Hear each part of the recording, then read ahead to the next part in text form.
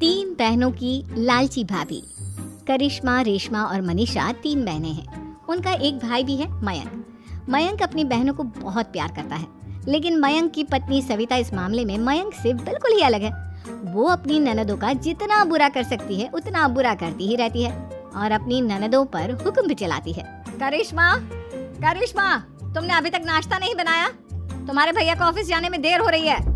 हाँ भाभी, बस अभी बनाती हूँ। करिश्मा, तुम ये ढीलापन छोड़ दो। कल को पराये घर जाना है।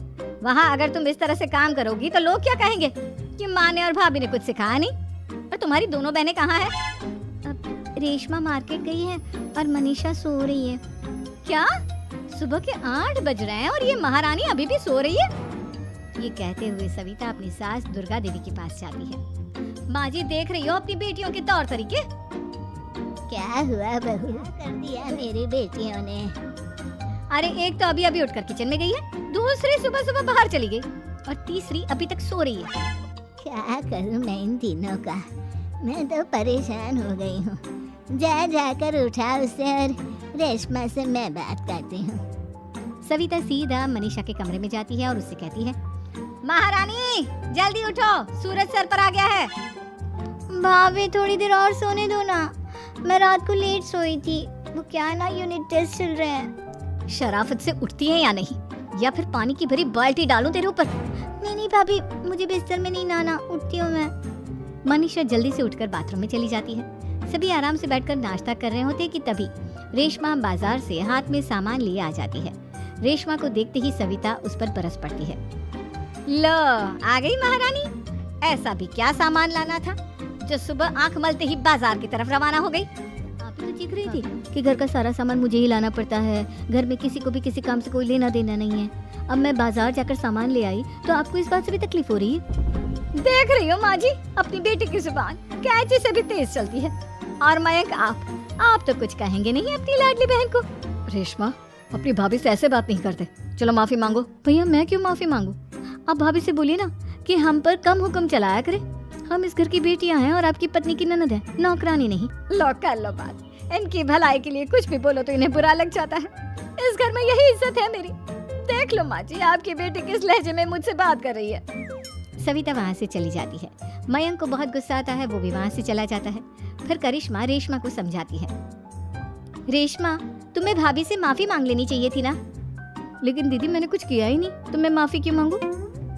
हाँ करिश्मा दीदी, रेशमा दीदी जैसे ही घर में आई भाभी ही उन पर चिल्ला रही थी। भाभी की मैं तो इसलिए बोल रही हूँ कि भाभी ने माँ को तो पूरी तरह अपने वश में कर लिया है। वो हमारी बात सुनती ही नहीं। मयंक भैया हमारे लिए हमेशा खड़े रहते हैं, इसलिए उनकी बात का मान तो तुम्हें रखना चाहिए था ना। कोई फायदा नहीं दीदी, कुछ दिनों की बात और है, भाभी उन्हें भी हमारे खिलाफ भड़का देंगी। फिर वो भी माँ की तरह हमारी किसी बात का विश्वास नहीं करेंगे। इसी तरह सविता अपनी तीनों ननदों को किसी न किसी बात पर परेशान करती रहती थी। एक दिन मयंक अपनी तीनों बहनों के लिए गिफ्ट लाया। करिश्मा, ये तुम्हारे लिए हार का सेट। रेशमा, तुम्हारे लिए सुंदर सी ड्रेस। और मनीषा, तुम्हें किताबें पसंद है ना, तुम्हारे लिए किताबें लाया हूँ। थैंक यू भैया। थैंक यू भैया। थैंक यू भैया। करिश्मा, तुम्हारा नेकलेस कितना सुंदर है, ये भैया कहाँ से ले आए होंगे? मैंने भैया को 3 दिन पहले फोन पर ये डिजाइन दिखाया था और आज भैया ये ले आए। सविता तो अपनी ननदों के गिफ्ट्स देखकर जल गई और करिश्मा का नेकलेस तो उसे भी बहुत पसंद आया था। अपनी बहनों के लिए कितना अच्छा नेकलेस लेकर आए हैं। मुझे कभी कोई गिफ्ट ही ये हार चुरा लूंगी। रात में सविता करिश्मा का हार चुरा लेती है और इसी तरह उसे अपनी ननदों की जो भी चीज अच्छी लगती वो उसे मांगती नहीं, बल्कि रात के अंधेरे में चुरा लेती। इसी तरह दिन बीतते गए और सविता ने मयंक के दिल में भी उसकी बहनों के लिए नफरत पैदा कर दी। एक दिन मयंक ने करिश्मा और रेशमा के लिए रिश्ता देखा और ये बात उसने घर में सबको बताई। माँ, करिश्मा और रेशमा के लिए बहुत अच्छा रिश्ता आया है, वो लोग कल इन्हें देखने आ रहे हैं। आप और सविता मिलकर सारी तैयारी कर लेना। ये सुनकर करिश्मा और रेशमा खुश हो जाती हैं, लेकिन सविता सोचती है, अगर इन दोनों बहनों की शादी हो गई तो घर और बाहर का काम कौन करेगा?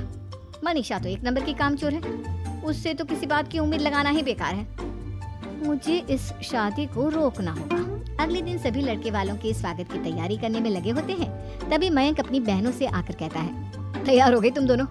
देखो, दोनों लड़के बहुत अच्छे हैं, मैं कोई कसर नहीं छोड़ना चाहता, इसलिए तुम उनके सामने अच्छे से बिहेव करना। और अपनी भाभी से, रेशमा, तुम वो नेकलेस पहन लो ना जो मैं तुम्हारे लिए लाया था। भैया, मैं बहुत देर से वो नेकलेस ढूंढ रही हूँ, लेकिन मुझे मिल ही नहीं रहा। क्या तुमने नेकलेस खो दिया? तुम्हें पता भी है वो कितना महंगा था? तुम कोई काम ढंग से नहीं कर सकती। मयंक गुस्से में वहां से चला जाता है।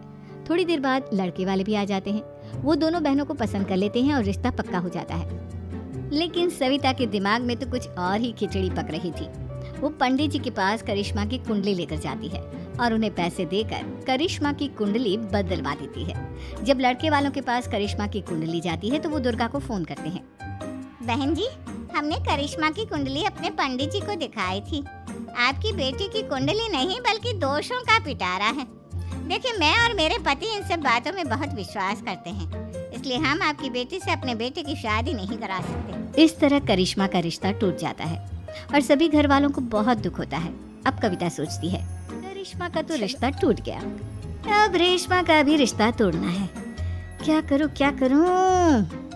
अब सविता आवाज बदलकर किसी अननोन नंबर से रेशमा के होने वाले ससुराल में फोन करती है।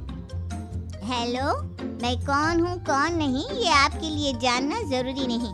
बस इतना सुन लो कि रेशमा का 2 साल से किसी के साथ अफेयर चल रहा है। बस रेशमा का रिश्ता तोड़वाने के लिए सविता का इतना कहना काफी था। अब रेशमा का भी रिश्ता टूट गया। मयंक और दुर्गा देवी ने रेशमा को खूब खरी खोटी सुनाई और उससे बार बार उस लड़के के बारे में पूछने लगी। आप दोनों मुझे क्यों परेशान कर रहे हो? अरे कोई लड़का होगा मेरी लाइफ में तो मैं बताऊंगी ना। जब कोई है ही नहीं तो कहाँ से लाऊं मैं कोई लड़का? तो तेरे होने वाले ससुराल वालों को फोन किसने किया था? माँ, मैं नहीं जानती किसने फोन किया था, मैं सच कह रही हूँ। मैं तो पहले ही कह रही थी इसकी लगाम खींच कर रखो, लेकिन मेरी सुनता ही कौन है? आप चुप रहिए भाभी, ये सब आपका ही किया धरा है। अब तीनों ये सब उनकी भाभी ही कर रही है। तीनों बहनें अपनी भाभी को सबक सिखाने के लिए एक वकील कर लेती है और घर में हिस्सा मांगना। देखो भैया, माँ बाप की जायदाद में जितना बेटों का हक होता है उतना ही बेटियों का, इसलिए इस घर के 4 हिस्से होंगे और हमें अपना हिस्सा चाहिए। मैंने तुम्हारे लिए क्या क्या नहीं किया और तुम इस घर में हिस्सा मांग रही हो? भैया, आप और माँ हम बहनों की कोई बात नहीं सुनते हो और भाभी हमारी शादी नहीं होने देगी क्योंकि उन्हें लगता है कि आप हमारी शादी में ज्यादा पैसा लगाओगे और उन्हें हम जैसी फ्री की नौकरानी कहाँ मिलेगी। तो हम भाभी के साथ तो रह नहीं सकते, हम बहनों को अपना हिस्सा चाहिए। अरे तुम्हें शर्म आनी चाहिए अपनी भाभी पर ऐसा इल्जाम लगाते हुए। वो तुम्हारे बारे में कितना सोचती है। हाँ माँ, भाभी हमारे बारे में बहुत सोचती है। दिन रात बस यही सोचती रहती है कि किस तरह से अपनी तीनों ननदों को परेशान करूं और कभी मुझे पढ़ने भी नहीं देती। दोनों बहनों का रिश्ता भी तो इन्होंने ही तोड़वाया है और रात में हमारे कमरे में आकर हमारी चीजें भी चुराती है। इसी तरह अपनी बात पर अड़ी रही। अब कोर्ट में तारीख भी शुरू हो गई। जब सविता को लगा कि उसकी तीनों ननद इतनी आसानी से नहीं मानने वाली, तो उसने अपने पति और सास को सारी सच्चाई बता दी और अपनी तीनों ननद से माफी मांगी। मयंक और दुर्गा को भी अपनी गलती का एहसास हो गया। अब सविता खुद करिश्मा और रेशमा के लिए अच्छा रिश्ता ढूंढती है और उनकी शादी करवाती है।